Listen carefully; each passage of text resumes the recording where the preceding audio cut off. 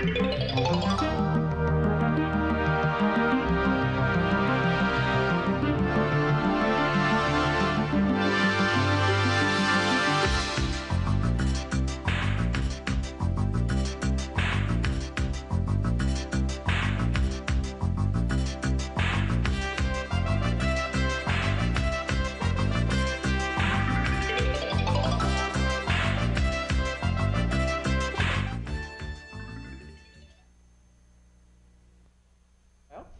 we're going to be talking about selling your products and services to the government.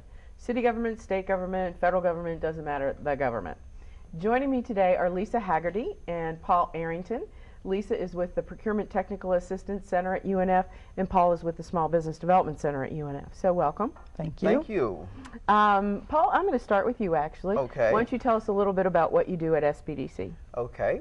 My name is Paul Arrington, and I am one of 6 certified business analysts with the Small Business Development Center at UNF. And basically what I do is I help businesses and small business owners grow and develop their business, whether or not they're just starting their business or where they've been in business for a while. And we do it by free one-on-one counseling, and also we do a number of workshops to help businesses grow as well. Okay. Lisa. The Procurement Technical Assistance Center at UNF, we offer free clinics to small businesses, teaching them how to get work with the Department of Defense and other federal agencies. We also do local and state municipalities to help them learn how to get registered and find work with the government. Now, this is a relatively new position for you, so tell us a little bit about your background, because you have quite a bit of expertise in this whole contracting area. Well, expertise depending on who you're asking, but I do know what I'm doing. My background comes from working with small businesses, service-disabled veteran-owned small businesses, being the business development person and also being the office manager for that SDVOSB, going around to federal agencies and getting them to know me and getting them to know the business. And in doing that, I guess I became really well known within those industries in which they recommended this position for me. So I was very happy to come on board and give them all the experience that I have with helping them grow their business and to win federal contracting. I'm also an alumni of the University of North Florida. Go Ospreys. And that's pretty much my background. Well, good. Well, I think that's real helpful. And Paul, to be fair, you used to do the PTAC, or Procurement Technical Assistance Center. Yes, I used to do the PTAC position, and in addition to that, I had worked with the Small Business Administration for about 21 years, and I was most recently their district counsel here in Jacksonville. So in that capacity, I did a lot of work, not only from the SBA financing side of things, but also in government contracting, government procurement, what those regulations were and so forth. So after retiring from that position, well then I've been working with small businesses, and as part of that, I was working for 2 years in the PTAC position as well. Yeah, okay. Now, let's talk a little bit, and for anybody out in the audience who's wondering, PTAC means Procurement Technical Assistance Center, which is a mouthful, so we'll stick to PTAC. Okay. So what kind of businesses, well no, let me ask this question. What kind of things do these government entities buy? They buy everything, from toilet paper to janitorial services to construction work. Anything out there that is useful with ordinary citizens, the government buys it. And that's the federal government I'm speaking of. Then you have your state, and then you have your local. So you're going to contact the procurement areas to see exactly what they're putting out there in those different websites that you can go to learn what they're buying under your specialty. And there are several different ways to go about doing that to see what it is that you can service the government with, what they can purchase from you. Okay, so everything from soup to nuts. Soup to nuts. And if I could just add to that. Sure. And lots of times I find that a number of business owners, they believe that to do business with government, I have to provide some type of construction type service. Yeah, I was just going to ask you that question. Exactly. Yeah. But basically, government buys everything. I mean, even in the military aspect of it, you know, office supplies, training, you know, grass cutting. You know, the days in which you go to a base and the servicemen are out there, you know, preparing the meals and all that, that's gone. Okay. You know, all of those things are basically, you have outside contractors coming in and doing those things. So, so there are all kinds of business that whatever you're in, graphic design, you know, all of those needs at some level or another, government buys. Okay, well, so now having set that stage, who give us kind of an idea of the types of businesses that you're working with? Well, some of the business include service-disabled, veteran-owned small businesses, women-owned businesses, 8A businesses, hub zones, minority-owned businesses. So depending on which level of government you're going through, we'll have special set-asides. The big thing right now is that we find a lot of companies coming in to do business with the federal government. Okay. They feel somehow that the money's drying up with the local, with the cities. And maybe they're not so wrong. You're right, and that's why we're finding an influx of businesses coming in to start the process of learning how to do business with the government. And when they're doing that, we offer several workshops for them to come to, and also we do the free one-on-one counseling, either with the Small Business Development Center or through the PTech program at the University of North Florida. Okay, well, let's just walk through this just to clarify. You know, we probably have people out there in the audience who, we're talking established businesses. Now, we're not talking startup stuff right now, right?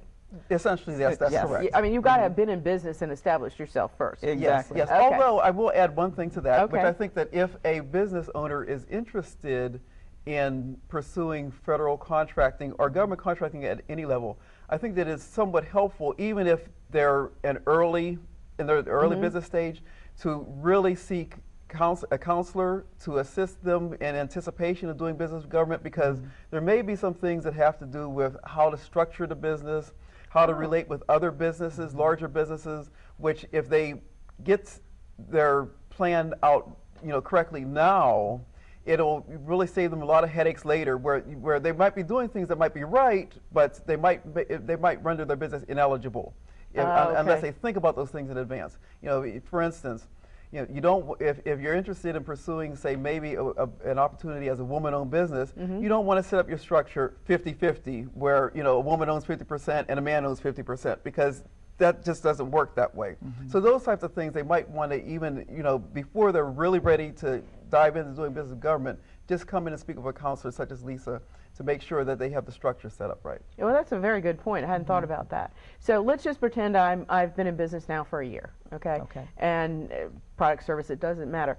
But now I've decided, okay, I've done the retail thing, I've done out there in the marketplace, but now I want to take on some government contracts. I want to see if I can work that as sort of a new market for my business.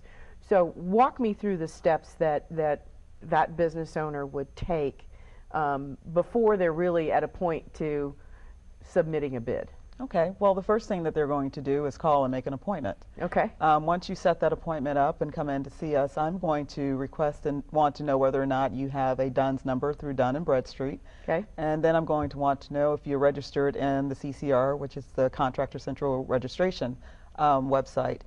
Those two things are the most important things to do, because that's how the government is going to pay you, through the CCR. Good. Through electronic, and then you can establish whether you're a small business in the CCR when you register. Okay. Once we get that done, there are other websites that you'll need to go to, like Orca, to make sure that you answer the questions pertaining to, are you really this business? Can you handle this business? There are a lot of, depending on the type of business you are, it's going to depend which website that you're going to go into to register to see how you're going to go about pursuing those contracts.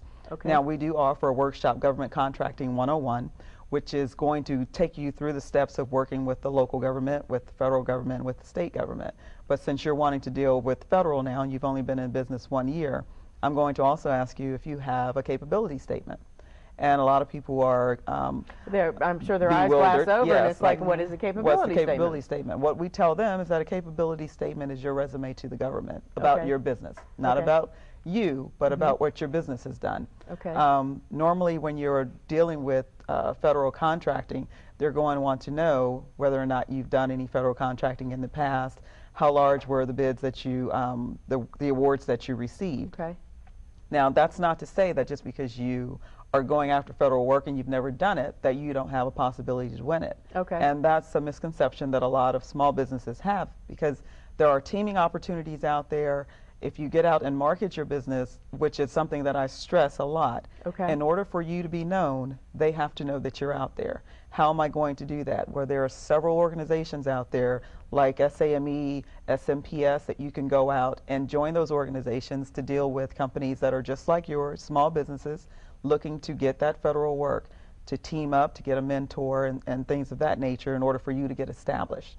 So that's some of the things, just the top of the grid of what it is that I'm going to want from you so that we can get you rolling in the program. Okay.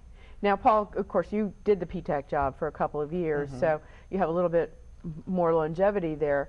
Why don't you give us some examples maybe of some of your clients that you worked with early on and the processes that they went through and perhaps the contracts that they were awarded? Okay. We have several businesses that have been successful in getting contracts. Certainly, again, there are some businesses that are in the areas of training. Okay. One of the things, and I'll just use that as an example right now. One of the things that, doing the basic registrations and CCR and all that are very important. But as Lisa indicated, it's also important then to make sure that those buyers out there on the federal, state, and local level know who you are. So then it's a matter of so what is the next step? You need to be able to go out to trade shows. You need to make sure that you get on their agenda where if once you have developed that capability statement, if you can go out there and present your capabilities, make an appointment, present your capabilities to them, and do some research ahead of time so that you understand what that agency buys, where you might be able to fit in. So you don't want to go to an agency and have no idea what it is that they buy, and then it's a waste of possibly your time everybody's and theirs. time. Exactly, Absolutely. exactly.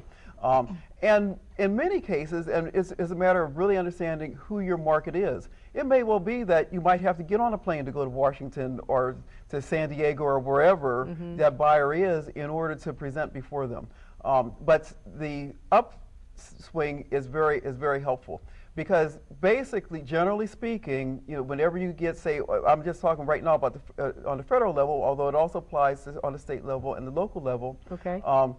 When getting a federal contract or getting a government contract has certain advantages, including the fact that usually they're going to be over a period of time. Okay, so if you have developed your business so that you can perform on that contract, then you're going to have that contract for a while, which will allow you to then further develop your business and market it in other areas as well. But you know that you have that steady stream of income that's coming in as long as you perform. So we've had successful contractors who provide training services. Okay. We've had successful contractors that provide, say, certain devices such as coverings for PDAs and so forth, where they market themselves to the government. We've had successful contractors in the construction area, where again the key there, I think, is if you're a small business, then as Lisa also alluded to, making sure that you identify a mentor. Part of the marketing for the small businesses, I think, and really a critical part, is not only marketing to those federal, state, and local agencies, but also marketing to those larger contractors and sometimes some smaller contractors who have already established a track record with those activities. Because when you come in then, and you might be eligible for, say, a small business related set aside, if you can show that you have the backing and support of a larger entity who they're used to doing business with, or a project manager who has worked with them in the past, well then I think that's a leg up. So one of the advantages of working with somebody like Lisa is getting to know better people who have already had experience, firms that have already have some recognition, and trying to really tie those relationships together. Okay. Now, Lisa, do you, as part of your training program, do you have any sort of training that helps, this person who's going to be new to government contracting, prepare bids or to help them to understand what the requisition is really asking for? Absolutely. Okay. We definitely have workshops coming up. We've already performed 2 workshops. We have another one tomorrow at the University of North Florida University Center. That one is bid proposal writing tips for strategies and tips for writing a proposal. We do Government Contracting 101. That is for people that are initially starting, have no idea what a CCR is, never heard of a DUNS number, ORCA, or anything of that nature, wanting to just move in the door to get their feet wet in government contracting. So those are some of the workshops that we have, and they can always go to my website, which is ptacnefl.org, and there's a list of all of the workshops that are coming up under the PTAC program. Okay, because it would seem to me, and this is going back to 100 years ago when I used to sell to the government, and one of our biggest challenges was getting paid on time. And this was before they passed the law that the government had to pay their bills on time. Yes. And you know, knowing how to read that purchase order, knowing how to set up your invoice. I mean, if you cross your T's and you dot your I's, it's a piece of cake, and you'll get paid on time. And I would think it's sort of similar with the bid. You know, you're bidding out. Obviously, you want to be the low bid to get the job, but if you bid too low, then you're going to put yourself out of business. Right. You're going to do a shoddy job, and you're certainly not going to get paid. So this paperwork process of flowing from submitting the bid to getting the job to doing the invoicing to getting paid, can you assist in that whole cycle? Yes, we can, and we do. As far as getting paid for the government, let me address that first. What I've initially started out doing with the clients and with the people that come to our workshop is letting them know building relationships on every aspect is very important, especially being a small business. If you are a SDVOSB, Service Disabled Veteran Owned Small Business, you're going to want to put that on your invoice in red, that I am a small business, I'm a Service Disabled Veteran Owned Small Business, and that I need to get paid within those 7 to 10 days that they state. Make a point to know who your contact person in the Militant Finance Center is, or wherever your invoices are going to be paid. Make a point to know who they are. That's something that I stress. As far as reading the RFP, we always tell them read, read, read. Because if you miss... and you've got all this NAVSEC, DIP, DAP, DIP, exactly. you know, it's hard to read that stuff. And identifying those parts of that RFP are very important. When it came out, when is it due, who's your point of contact, what exactly are they looking for, to get a go and no-go sheet on those RFPs so that you'll know, do I have the staff, do I have the experience to go after this? So those are some of the things that we stress with our clients that come in if they're going to go for that type of work.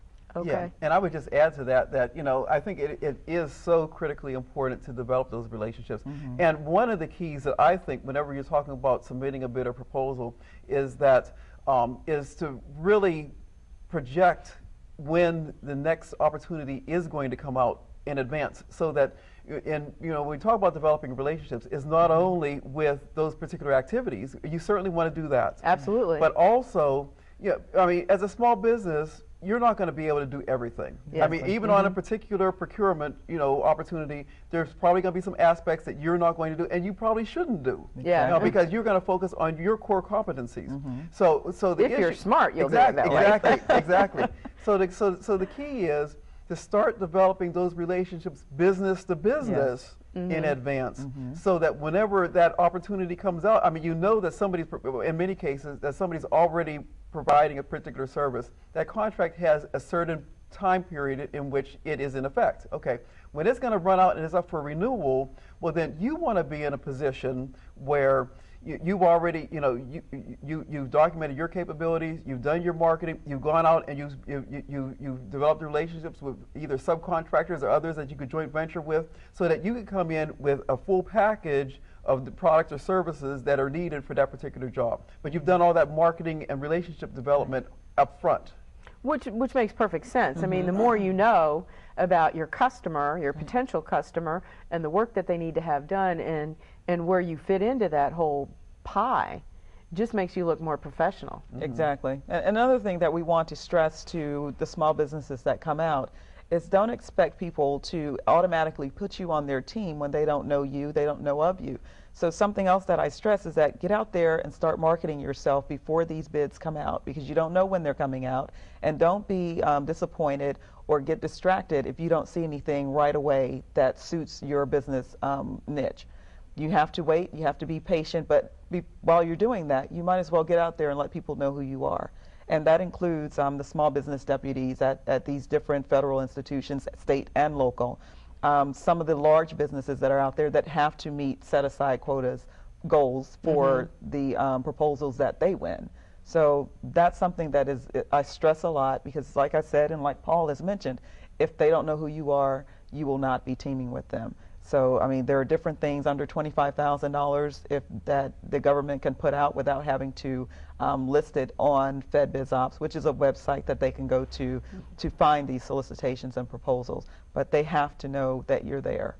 in order for you to get that work. Okay, so if I want to be proactive, I can go to FedBizOps Yes. and start searching through my SIC code or whatever my business category is to see if there's any opportunities, right? You can definitely do that. Another Okay. way to be, I guess, to go ahead and figure out to be proactive is to go to those websites. Go to the Army Corps of Engineers website, go under the Small Business Deputies website, and look for the forecasts for FY10 and FY11. That's fiscal year 10 and fiscal year 11 to let you know everything that's coming down their pipeline. That way you're ready. You can start working on putting a team together. You can start working on whether or not can I do this work that's coming down. So you've got a year in advance to try to figure out whether or not you're going to bid on something and get yourself together.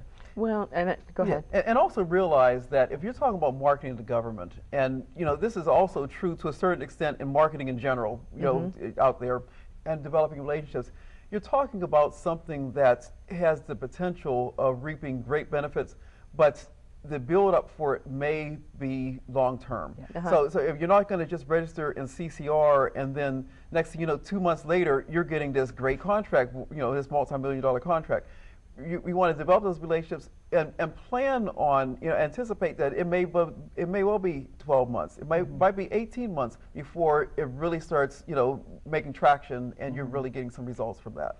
Well, I think it would be very important too, the more long term you can look at this, a bid is sent out at a particular time with a particular due date. Right. And if you're not paying attention, either you're going to miss the bid initially or you're going to miss the due date.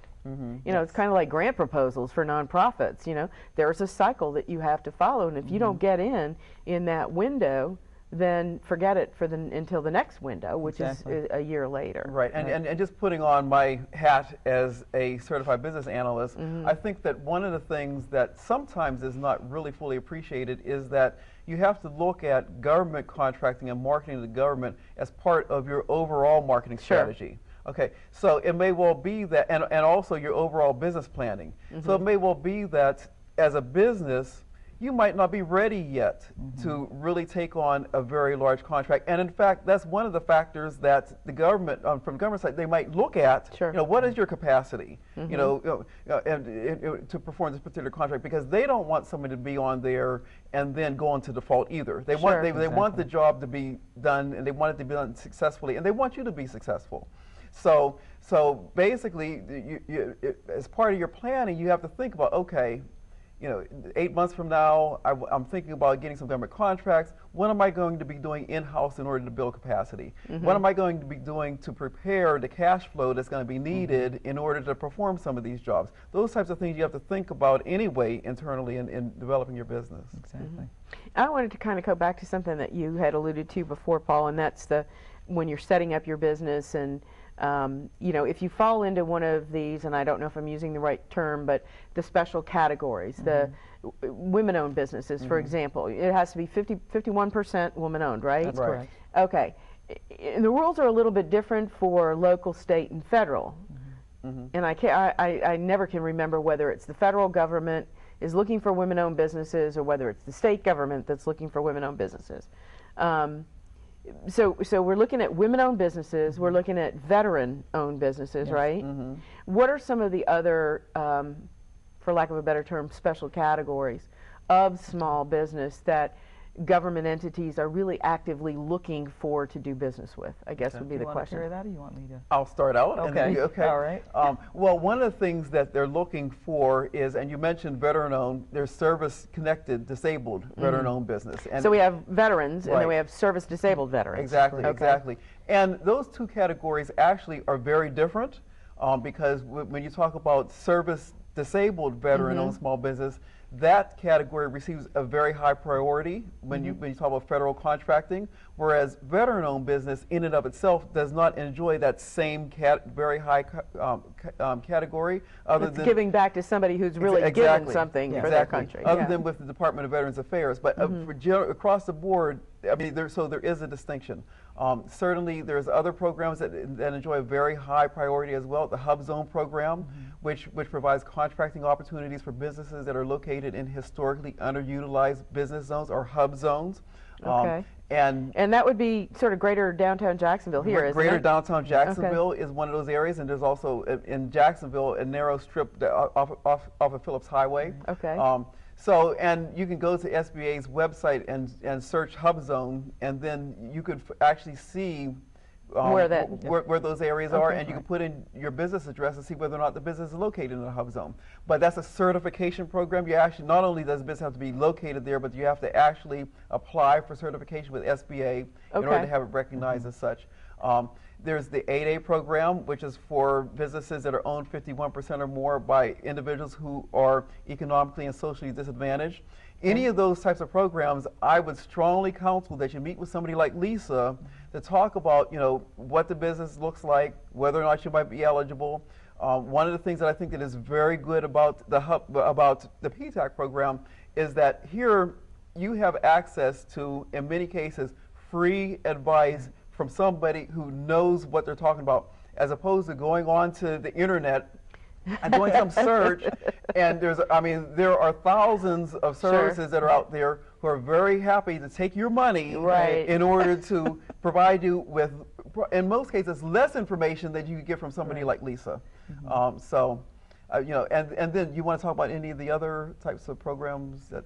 Well, there's the minority business, which is done through, and the JSEP program, which is done through the City of Jacksonville, the Jacksonville Small Emerging Business Program, and then the, I think we've hit them all, the women-owned, the services-connected disabled veteran-owned business, the veteran-owned business, the Hub Zone, the 8A, and just small businesses in general. Right. Well, and I realize that government has said small business, but which is great. Finally, so you have small business, but then within small business there are other goals set asides for those small businesses. Yes. But I think that Lisa's point is very well taken as well. Is that many people, they say, well, my business isn't woman-owned. I'm not a veteran. I'm not in a Hub Zone. But I'm a small business. I'm not 8A. Is there anything for me? Well, you're a small business. Okay. And so it's a matter of really meeting with somebody to explore how you can take advantage of that small business designation. Yeah. Absolutely. Well, and I think that's the point really, is that pretty much any government entity is, whether it's called a set aside or whether it's called the goal or whatever you call it, the certain percentage of their business, they really want to do business with small businesses. Yes, they do. Yes, they do. And obviously small businesses may be a little limited in the types of services and products that perhaps a bigger business would be better suited to do. But as we said in the beginning of the show, they buy from soup to nuts. Right. So it doesn't, what you out in the audience there, whatever your product or service is, check it out. And something else I want to stress, Nancy, is that for those federal contracts that are coming out, there is what's called a sources sought. And the FedBizOps put those sources sought out, and so do the small business deputies, the contracting specialists at the different federal institutions. They put out sources sought, and you get a lot of complaints from these set-aside small businesses that there's no work for them. If they do not respond to those sources soughts that are put out, and that's SOURCES, sought, SOUGHT, if you don't respond to that, they don't know that you're out there, that you can do the work. So we need for veteran-owned, service-disabled veteran-owned, women-owned, Hub Zone 8, we need all of you to respond to those sources sought so this work can be put aside for you. That way you have an ability to compete with businesses the same size as yours instead of dealing with businesses that are much larger. Unfortunately, we are out of time, so thank you very much for that last thought. I'm sorry to cut you off. You in the audience, ptacnefl.org. Go check it out. And thank you for joining us today, and we'll be back next time when we're speaking of business. Bye. Sorry about that.